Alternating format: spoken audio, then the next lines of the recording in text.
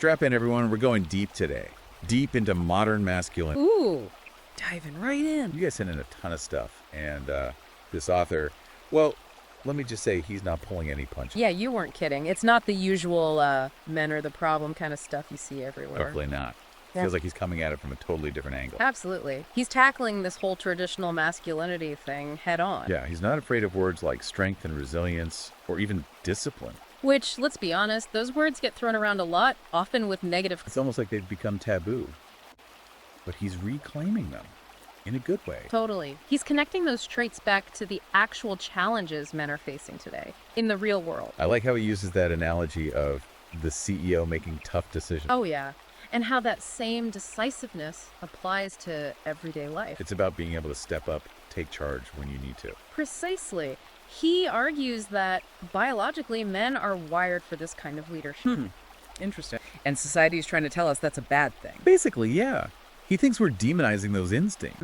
The very things that make men, well, men. He even brings up some heavy hitters from history to illustrate his point. Oh, yeah. He name drops guys like Lincoln, Churchill, real leaders. Showing how they embodied those classic masculine virtues. Courage, resilience, the ability to make a damn decision. And he's saying we need more of that today, not less. Okay, I see where he's going with this, but I'm sure some people are going to hear that and immediately think toxic masculinity. Oh, he definitely addresses that head on. Does he buy into that whole thing? He doesn't mince words. He thinks the term's been weaponized. To shame men. Yeah. Yeah. To make them question their natural instinct. Yeah. And he sees that as incredibly damaging. Especially for guys who are already struggling with self-esteem or mental health. Exactly. It's like telling them their very nature is wrong. So it's not about ignoring bad behavior. No, not at all. It's more about reclaiming the positive aspects of masculinity. Precisely. He's calling for balance. Not throwing the baby out with the bathwater. Exactly. He acknowledges that men need empathy, emotional intelligence, all that. Right, the whole package. But not at the expense of their core strengths. It's about being a complete person,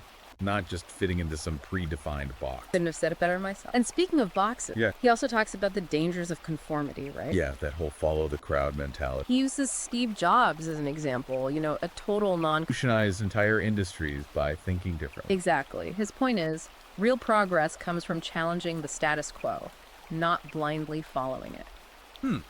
Makes you think, how many times have we felt pressured to conform, to fit in, maybe even silenced ourselves? More than we realize, probably. Definitely makes you think about those times you maybe bit your tongue to avoid rocking the boat. Happens all the time. But this author is pushing back against that hard. He's all about encouraging people to think critically, not be afraid to stand out, be their own person. Absolutely. And speaking of modern pressures, he dives into social media too. Oh yeah, that whole can of worms. He doesn't just condemn it outright though, does he? I mean, it's not all bad. I got the sense that he had a more nuanced take. You picked up on that too. He acknowledges that it can be a tool for connection, but there's a dark side. he's wary of the downsides, big time. It's like anything else, right? Powerful tool, but you got to use it carefully. Exactly. He talks about that curated reality at present, the constant comparison. Makes it tough to feel good about yourself when everyone's presenting their highlight reel. Right. And he touches on that echo chamber effect. We get trapped in these bubbles. Only hearing opinions that confirm what we already think. Not exactly healthy. Not at all. Makes it hard to have a real conversation, consider different viewpoints. He challenges readers to really examine their social media use. Is it connecting you or isolating you? Good question. Something we should all be asking ourselves, honestly. For sure. But, he doesn't just leave us hanging with all this negativity. He also offers practical advice on how to build resilience. Oh yeah, he gets into that too. And it's not just about toughening up, right? No, not the suck it up approach. More about equipping yourself with the right tools. He talks about exercise, mindfulness, Even the importance of a healthy diet. which I gotta admit, that surprised me at first. But he makes a good case for the mind-body connection. Oh, absolutely. He highlights the link between diet and mental health, things like omega-3s. Can actually improve your mood and resilience. It's not just about fueling your body, it's about fueling your mind, too. Right. It all ties back to this idea of being a strong, well-rounded individual. Exactly. But he also recognizes that sometimes the biggest obstacles are internal, in our own heads. He goes deep into that, the psychology of it all. Oh, yeah. He talks about limiting beliefs, those negative thought patterns that hold us back. The self-sabotage. We all do it, right? He talks about how these beliefs often develop as a way to protect ourselves, but they end up trapping us in fear and self-doubt. And he stresses how important it is to identify those beliefs, challenge them. Easier said than done, right? He gives some real-world examples, though. Positive self-talk, finding the right mentors, can really help. It's about rewiring your mindset, breaking free from those limitations. And then he brings up gratitude. Ah, yes, counting your blessings. He makes a compelling argument for cultivating a mindset of gratitude. It's about focusing on what we have rather than dwelling on what we lack. Exactly. And he believes it can transform your life, relationships, health, everything. It's amazing how a simple shift in perspective can have such a big impact. Totally agree. Makes you think, what are we grateful for today? Even the small things, right? Absolutely. It's a practice we could all benefit from. More gratitude, less complaining. Couldn't agree more. But beyond individual growth, this author also stresses the importance of community. Especially for men. He goes deep on the concept of brotherhood. He even uses some pretty powerful examples from history, like the Roman legions, the Knights of the Round Table. It's about that bond, that camaraderie, having each other's backs. And he thinks modern society's failing men in this area. Big time. He's pretty passionate about it, actually. So he's encouraging men to seek out those connections. Absolutely. Build those brotherhoods that provide support, camaraderie, real connection. Not just surface level stuff. Exactly. And it's not just about hanging out, watching the game. It's about open, honest communication. Which is something he dedicates a whole section to, right? Yeah, effective communication for men. It's not just about being this strong, silent type. He goes beyond just speaking clearly. Talked about understanding nonverbal cues, adapting your communication style. Even mastering public speaking. Wow, he covers it all. He even touches on storytelling, how it can be used to connect on a deeper level. It's about expressing yourself authentically, building those genuine connections. Which ultimately is what it's all about. Being able to connect, relate, be understood. And that ties back to his discussion on personal boundaries. Protecting your time, energy, emotional space, all of it. It's about knowing your limits and not being afraid to communicate them. Clearly and assertively. No wishy-washy stuff. He goes through different types of boundaries, too. Emotional, physical, digital, work, relationships, even consent. It's a comprehensive look at how to protect yourself, create healthy relationships. Makes you really think about where your own boundaries are. Are we effectively protecting ourselves? It's a good question to ask regularly. And speaking of protecting what's important, he delves into loyalty and commitment, too. Cornerstones of any strong relationship, wouldn't you say? He sees them as absolutely essential, whether it's personal or professional. He uses that analogy of a ship without a rudder. If you don't have loyalty, You're lost at sea, drift. it's powerful imagery. And it really makes you think about your own relationship. Are they built on a solid foundation? It's a deep question, worth pondering. Definitely. And he doesn't shy away from the tougher topics either, like personal honor. He defines it as that internal code of conduct, the thing that guides your actions. The compass that points you true north. Exactly. And he links it to social responsibility, too. A man of honor is more likely to be a positive force in the world. But he also acknowledges that people make mistakes. And that's where redemption comes in. The possibility of regaining your honor if you've strayed from your value. It's a message of hope that we're all capable of change. For sure. And then he gets into, well, let's just say it, cultural Marxism. Ah, that's a loaded term these days. He's pretty critical of it, sees it as undermining traditional values, individual liberty. He has some strong opinions about its influence in institutions like media, education, even religion. He sees it as a force that often demonizes masculinity, leading to confusion and a loss of identity for a lot of men. So what's the solution? What does he propose we do about it? Well, that's where things get really interesting. He introduces this idea of the spiritual warrior. Okay, I'm intrigued. Tell me more. He presents this archetype as a way for men to navigate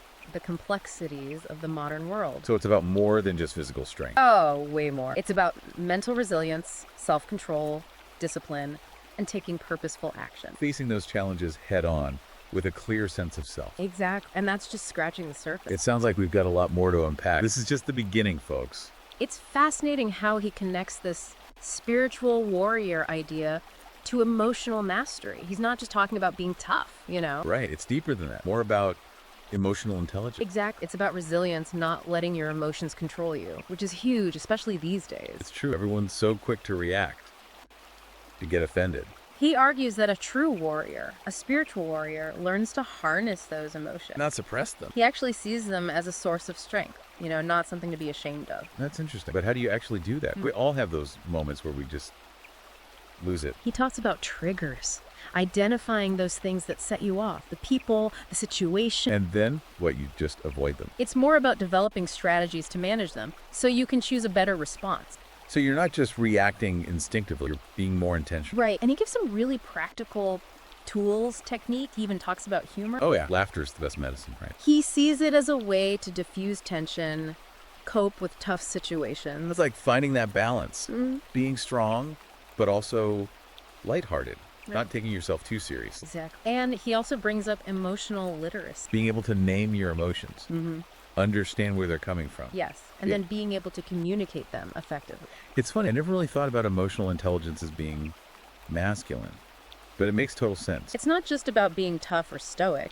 It's about being aware of yourself and others and being able to connect on a deeper level. Which ties back to his whole thing about personal boundaries, protecting your emotional well-being. So people don't take advantage of you or drain your energy. So it's about knowing your limits and communicating them. Clearly and direct. And again, he gets into the specific how to set those boundaries in a way that's firm but respectful. For yourself and the other person. Right. It's not about being a jerk. It's about taking care of yourself. And that includes self-care, right? Taking time to recharge. Absolutely. He's a big advocate for rest, relaxation, things that bring you joy. It's so easy to get caught up in the daily grind and forget to do that. He even suggests specific things, spending time in nature, being creative, unplugging from technology. We all need that reminder sometime to slow down, take a break. It's not selfish, it's essential. You can't pour from an empty cup. True that. And speaking of taking care of yourself, he also talks about physical conditioning. A key part of the spiritual warrior's journey. And again, it's not just about physical strength. Right. There's got to be more to it. What's the deeper connection? He sees it as building mental and emotional resilience as well. So it's all connected. Exact.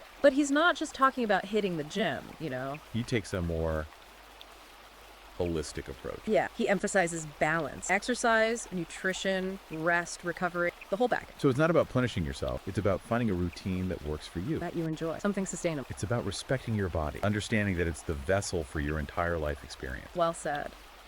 And that leads us to, well, one of the most intense parts of the book. Lay it on me. He calls it the war on truth. Wow, okay, that sounds heavy. He basically argues that we're living in a time where truth is constantly under attack, distorted by media, politics, even our own It's biases. more than just misinformation, like a deliberate manipulation of reality. That's his argument. And he wants readers to become critical thinkers, question everything. Not just accept what we're being told. Exactly. Seek out alternative sources of information, develop media literacy skills. Fact check everything. Become your own truth detective. He's all about that. And he gives practical tips, you know? Check sources, consider different perspectives. And be aware of your own bias. That's a big one. Huge. We all have them, but we got to be aware of them. So we're not just blindly following the crowd. Exactly. He's also a huge advocate for free speech. Sees it as essential for a healthy society. It's like that saying, I disagree with what you say, but I'll defend to the death your right to say it. Exactly. You got to be able to have open and honest conversation, even about tough topics. Without fear of being shut down. And he encourages readers to speak their truth, even when it's unpopular. Even when it's hard.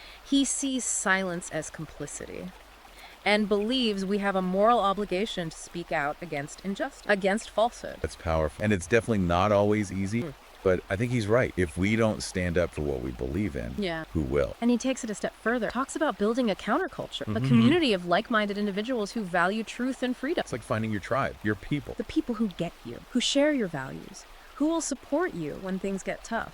It's about building something better together. And he believes it starts with each of us taking responsibility for our own lives, our choices, our impact on the world, He's not just complaining about the problem, he's offering solutions. and empowering people to act. Which brings us to another one of his big ideas. Traditional male initiation rites. Yeah, this is where things get really So interesting. he's talking about like those coming of age rituals you see in indigenous cultures. Similar, yeah. But he believes modern society has lost touch with those traditions. Now that's a problem. He thinks it's leaving young men adrift, without a clear sense of purpose or direction. So what's the solution? What does he propose? Mentorship, having strong role models, men who can guide younger men. Okay, but what about those rituals, the rites of passage? He suggests creating modern-day versions, things like wilderness retreats, martial arts training, community service. Stuff that challenges them, pushes them outside their comfort zone. Exact. And helps them discover their inner strength. It's about more than just, going camping. It's about marking a transition, stepping into manhood. And he emphasizes the importance of celebrating those milestones, too. Recognizing the achievement. So it's not just about the individual, it's about the community coming together to support these young men. Exactly. And brotherhood plays a huge role in that. Having those strong bonds with other men. He sees it as essential for their well-being and for passing down wisdom and tradition. That connection across generation, it's pretty powerful. He's a big believer in mentorship. Older men guiding younger men, sharing their knowledge, experience. And then he ties it all back to Loyalty. Loyalty to your principle, your people, your word. It's about being reliable, dependable, someone people can count on. He gives all these examples from history, literature, the Spartans, the Knights of the Round Table. Loyalty's always been a highly valued trait. Throughout history, it's about building trust, creating strong relationships. But isn't there a danger in blind loyalty? What if you have to choose between your loyalty to someone and your loyalty to your values? He addresses that too. Talks about discerning loyalty, knowing when to stand firm and when to walk away. It's about being loyal to your values first and foremost. Exactly. And that leads into his discussion of personal honor. That internal code of conduct, doing the right thing even when it's hard. He believes honor is essential for self-respect and for earning the respect of others. He gives examples too, right? Like George Washington, Atticus Finch. Men who lived by a strong moral compass, who did the right thing even when it was unpopular. And he also talked about redemption. The possibility of regaining your honor if you've made mistakes. He believes it's never too late to change, to live a life worthy of respect. It's a powerful message. It is, and he ties it back to forgiveness. Forgiving yourself, forgiving others. He sees it as essential for letting go of the past, moving forward. It's about choosing to release those negative emotions, to create space for peace and understanding. And then he talks about compassion, seeing true strength not just in physical power, but in empathy. Being able to understand other people's perspective, even if you don't agree with them. Exactly. He sees compassion as key for both personal and societal transformation. It's about putting yourself in someone else's shoes. And then he brings up service, using your strengths to make a positive impact on the world. Giving back to your community, making a difference. He encourages readers to find ways to do that, whether it's volunteering, donating, or just being a good neighbor. It all comes back to that spiritual warrior archetype. The man who's committed to both inner and outer strength, grounded in his values, willing to fight for what he believes in. But also compassionate, vulnerable. He sees those qualities as strengths, not weaknesses. It's about embracing your full humanity, all of it. Exactly. And then he talks about discipline, focus, perseverance. Things that help you achieve your goals, overcome challenges. He gives practical tips for cultivating those qualities too, setting clear intention, having a daily routine. So it's not just about motivation, it's about building the habits that support your growth. And finding a spiritual practice that works for you, whatever that looks like. It's about nurturing your mind and spirit, as well as your body. He also talks about having a strong sense of purpose, a clear vision for your life. Knowing why you're here, what your mission Is what gives you direction, motivation, keeps you focused on what matters. But how do you find your purpose? That seems like such a big question. He encourages readers to reflect on their values, their interests, their talent. It's about figuring out what lights you up, what makes you feel alive, and then finding a way to share that with the world. And then taking action, actually doing something with that purpose. Putting it into practice. And then persevering, not giving up on your dreams. Even when it gets tough. He sees perseverance as a key ingredient for success. It's about having grit, determination. And celebrating your successes along the way, no matter how small. Acknowledging your accomplishment, giving yourself credit for the progress you've made. And then, well, he reminds us that personal growth is a lifelong journey. It's not a destination, it's about the process. Embracing the ups and downs, the challenge, the triumphs, and never stopping learning and growing. It's about always striving to become a better version of yourself.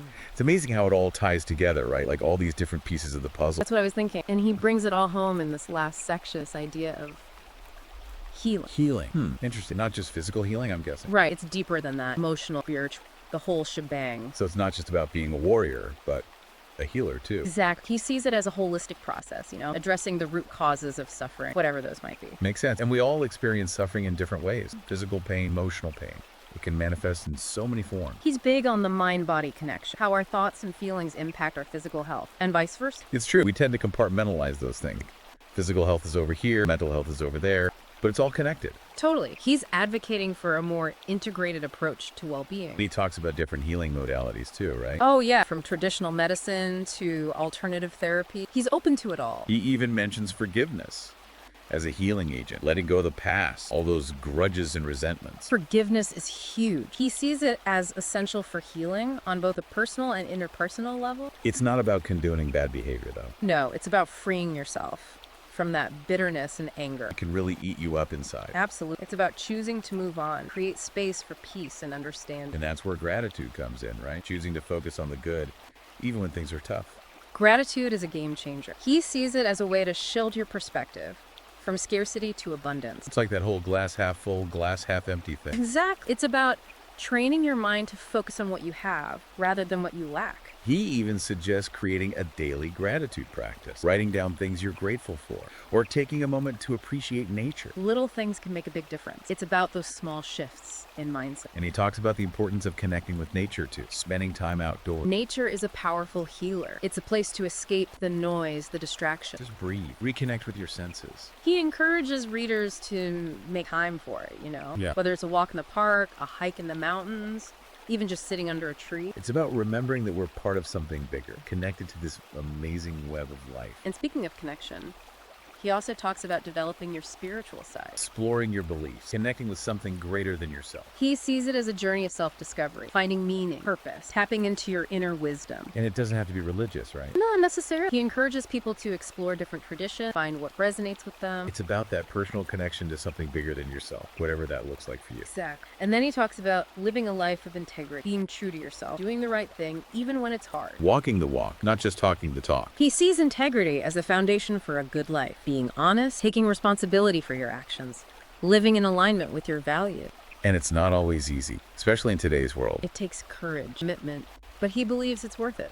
And it ties back to his whole thing about purpose, right? Yeah. Knowing what you're here to do, what your contribution is. Purpose is everything. It gives your life meaning, direction. It's what gets you out of bed in the morning. But finding your purpose, that can feel so daunting. He encourages readers to reflect on their values, their interests, their talents, what lights them up, what makes them feel alive. It's about finding what you're uniquely good at, and then finding a way to share that with the world. And then taking action, moving beyond just thinking about it, actually doing it. Making it happen, And then persevere, not giving up when things get tough. which they inevitably will. He sees perseverance as essential for success. It's about having that grit, that determination. And then celebrating your successes along the way, no matter how small. Giving yourself credit for the progress you've made. It's all about those small wins. They keep you going. And finally, he reminds us that this is a lifelong journey. Personal growth, I mean. It never ends. There's always more to learn, more to discover, It's about embracing the process, the ups and downs. and always striving to become the best version of yourself. This has been,